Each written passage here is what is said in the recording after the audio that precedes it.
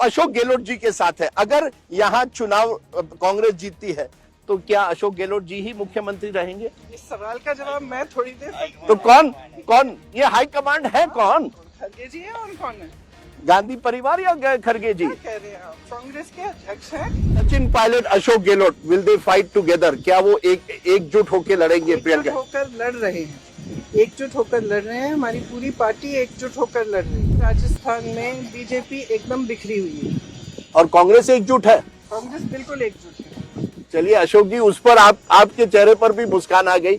आप मध्य प्रदेश और बहुत फोकस कर रही है इस चुनाव में, कहीं न पर ज्यादातर मैं देख रहा हूँ इन दोनों राज्यों में आपने बहुत फोकस किया। किस तरह से आप ये चुनाव देख रही हैं? का क्या मतलब है? कि क्या आप वाकई मानती है कि कांग्रेस इन राज्यों में जीत हासिल कर सकती है या कांग्रेस बैकफुट पर है? मैं बिल्कुल मानती हूँ कि जीत हासिल होगी और हमारा काम है लड़ना। हम अपने सिद्धांतों की लड़ाई लड़ रहे हैं, जनता की लड़ाई लड़ रहे हैं। जनता त्रस्त है, परेशान है। जहाँ जहाँ इनकी सरकार है, किसान परेशान है, नौजवान परेशान है, रोजगार नहीं, शिक्षा के माध्यम नहीं है, कुछ नया नहीं किया है, नया अस्पताल नहीं। इनकी सरकार है ना राजस्थान? जहाँ इनकी सरकार है, मेरी बातों को मत पलटिए। मैंने कहा जहाँ जहाँ इनकी सरकार है ऐसा हो रहा है, लोग परेशान है, तो क्यों नहीं बदलाव लाएंगे? जरूर लाएंगे। इस चुनाव में हम महिला वोट बैंक पर बहुत देख रहे हैं। हर पार्टी कई वादे करने के लिए। मैं बहुत समय से ये कह रही हूँ और मुझे बहुत खुशी है कि सारे राजनीतिक दल अब इस बात को समझने लगे हैं। कहा था कि महिलाएं एकजुट हो जाए तो महिला बड़ी शक्ति है, देश की 50% है। उनको अपना अधिकार भी मिलना चाहिए, उनको हक मिलना चाहिए और हर राजनीतिक दल को उनके लिए लड़ना पड़ेगा, उनको नकारा नहीं जा सकता। पर ये यूपी में नहीं चला। ये आपकी जो महिलाओं के लिए जो आपने किया था वो यूपी में नहीं चला। तो जो नई क्रांतिकारी चीजें होती हैं उनको समय लगता है चलने में। और अच्छा है, मुझे तो खुशी इस बात की और गर्व भी है इस बात की कि हम अलग से महिलाओं के लिए एक अलग घोषणा पत्र भी बनाया। तो मुझे बहुत खुशी है कि हमने एक पहल ली और उसके बाद से बहुत जागरूकता आ गई है महिलाओं में भी और राजनीतिक दलों में भी कि महिलाओं को नकारा नहीं जा सकता। तो मुझे बहुत खुशी है कि हर चुनाव में अब से महिलाओं का बहुत बड़ा श्रेय होगा। जैसे आप चुनाव में पड़ गई है, कंट्रोवर्सी भी आ गई है मध्य प्रदेश में। आप बनाम ज्योतिरादित्य सिंधिया, जो आपने बयान दिया, शिवराज सिंह चौहान से लेकर हर नेता ने आप पर आरोप लगाया कि आपने चुनाव पर्सनल कर दिया, आपने सिंधिया को टारगेट कर दिया। सुबह से शाम तक तो हमें गालियां देते रहते हैं। हमारे परिवार के बच्चों को भी नहीं छोड़ा, बुजुर्गों को, माँ बाप सबको सुबह से शाम तक उल्टा सीधा कहते रहते हैं।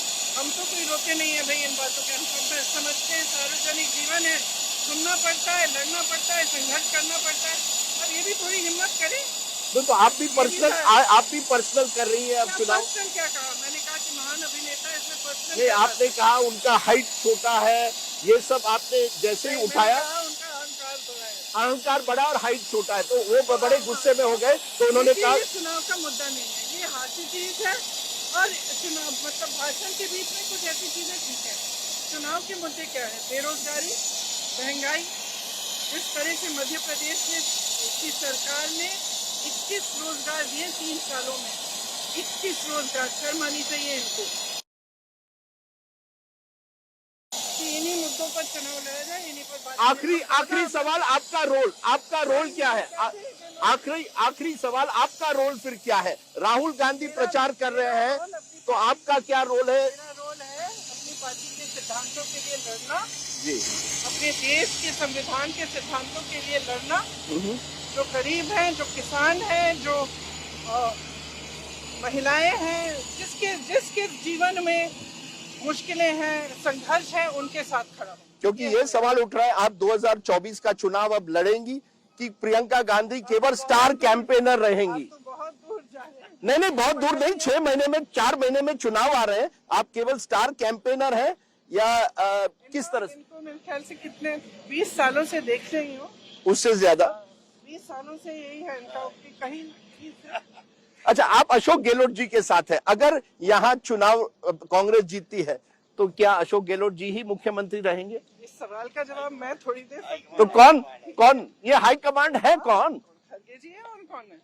गांधी परिवार या खड़गे जी? क्या कह रहे हैं आप? कांग्रेस के अध्यक्ष हैं, खड़गे जी है, हम सब उनकी सुनते हैं। प्रियंका जी, आप अब जैसे आपने कहा 20 साल से आप पूछ रही हैं, आप में आप इस तरफ आइए सर। तो आखिर में मैं उस तरफ। अच्छा, आप जब अच्छा आखिरी सवाल, आप ये कैंपेन पर जाती हैं, आपने सबसे बड़ी बात क्या सीखी है? बदलाव क्या आया है प्रियंका गांधी में इतने सालों में? आपने कहा 20 साल से मैं यही सवाल पूछता हूं, आप में क्या बदलाव आया है? तो आप बताएंगे ना। नहीं, ये आप मुझे बताइए कि आप क्या बदलाव नजर करती हैं? आप ज्यादा मैंने यूपी के चुनाव से और वहाँ पे काम करने से बहुत सीखा। सबसे बड़ी चीज क्या सीखी एक आपने? राजनीति की जो एक वास्तविकता है, जो जमीनी चीजें हैं, वो बहुत सीखी मैंने। मोदी जी वहां है, क्या कहेंगी आप उनको? कहा अगर कैमरा पर अगर आप कुछ उनको कहना चाहें, क्या कहेंगी? मोदी जी और बीजेपी को आज आप क्या कहेंगी? वो कहते हैं प्रियंका गांधी जी केवल चुनाव के टाइम पे नजर आती है, बाकी नजर नहीं आती, क्या कहेंगे उनको? मतलब उसका जवाब दो हाँ, मोदी जी को। हाँ, बीजेपी को जो धारणा है, मेरी धारणा तो नहीं है। आपकी क्या धारणा है? मेरी धारणा ये है कि मैं काम करती रहती हूँ, सुबह से शाम तक काम करती हूँ, रोज करती हूँ। 24/7 पॉलिटिक्स दिखती हूँ, कभी कभी ज्यादा दिखती हूँ टीवी पे, कभी कभी कम दिखती हूँ। पर आप करती रहेंगी?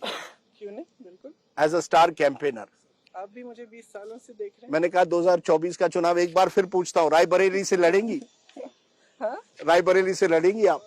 वो आप देखेंगे कि मैं क्या करूंगी।